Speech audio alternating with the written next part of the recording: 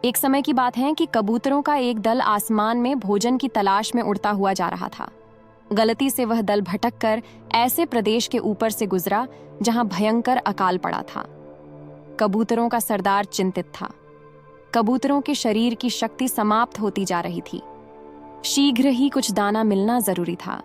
दल का युवा कबूतर सबसे नीचे उड़ रहा था। भोजन नजर आने पर उसे ही बाकी दल को सूचित करना था। बहुत समय उड़ने के बाद कहीं वह सूखाग्रस्त क्षेत्र से बाहर आया। नीचे हरियाली नजर आने लगी तो भोजन मिलने की उम्मीद बनी। युवा कबूतर और नीचे उड़ान भरने लगा। तभी उसे नीचे खेत में बहुत सारा अन्न बिखरा नजर आया। चाचा, नीचे एक खेत में बहुत सारा दाना बिखरा पड़ा है, हम सबका पेट भर जाएगा। सरदार ने सूचना पाते ही कबूतरों को नीचे उतरकर खेत में बिखरा दाना चुनने का आदेश दिया। सारा दल नीचे उतरा और दाना चुनने लगा। वास्तव में वह दाना पक्षी पकड़ने वाले एक बहेलिये ने बिखेर रखा था। ऊपर पेड़ पर तना था उसका जाल। जैसे ही कबूतर दल दाना चुगने लगा, जाल उन पर आ गिरा। सार कबूतर फंस गए। कबूतरों के सरदार ने माथा पीटा। ओह, यह तो हमें फंसाने के लिए फैलाया गया जाल था। भूख ने मेरी अक्ल पर पर्दा डाल दिया था। मुझे सोचना चाहिए था कि इतना अन्न बिखरा होने का कोई मतलब है। अब पछताए होत क्या जब चिड़िया चुग गई खेत। एक कबूतर रोने लगा, हम सब मारे जाएंगे। बाकी कबूतर तो हिम्मत हार बैठे थे, पर सरदार गहरी सोच में डूबा था। एकाएक उसने कहा, सुनो, जाल मजबूत है, ये ठीक है, पर इसमें इतनी भी शक्ति नहीं कि एकता की शक्ति को हरा सके।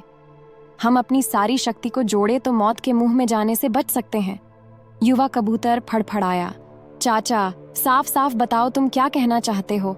जाल ने हमें तोड़ रखा है, शक्ति कैसे जोड़े। सरदार बोला, तुम सब चोंच से जाल को पकड़ो, फिर जब मैं फुर्र कहूं तो एक साथ जोर लगाकर उड़ना। सबने ऐसा ही किया। तभी जाल बिछाने वाला बहेलियां आता नजर आया। जाल में कबूतर को फंसा देख उसकी आंखें चमकी। हाथ में पकड़ा डंडा उसने मजबूती से पकड़ा, जाल की ओर दौड़ा। बहेलिया जाल से कुछ ही दूर था कि कबूतरों का सरदार बोला, फुर्र। सारे कबूतर एक साथ जोर लगाकर उड़े तो पूरा जाल हवा में ऊपर उठा और सारे कबूतर जाल को लेकर ही उड़ने लगे। कबूतरों को जाल सहित उड़ते देखकर बहेलिया अवाक रह गया। कुछ संभला तो जाल के पीछे दौड़ने लगा। कबूतर सरदार ने बहेलिये को नीचे जाल के पीछे दौड़ते पाया तो उसका इरादा समझ गया। सरदार भी जानता था कि अधिक देर तक कबूतर दल के लिए जाल सहित उड़ते रहना संभव न होगा, पर सरदार के पास इसका उपाय था।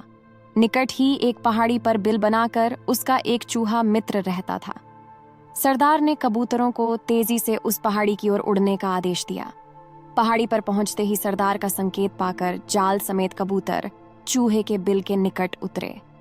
सरदार ने मित्र चूहे को आवाज दी।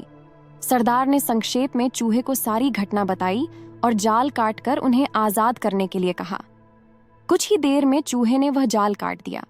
सरदार ने अपने मित्र चूहे को धन्यवाद दिया और सारा कबूतर दल आकाश की ओर आजादी की उड़ान भरने लगा।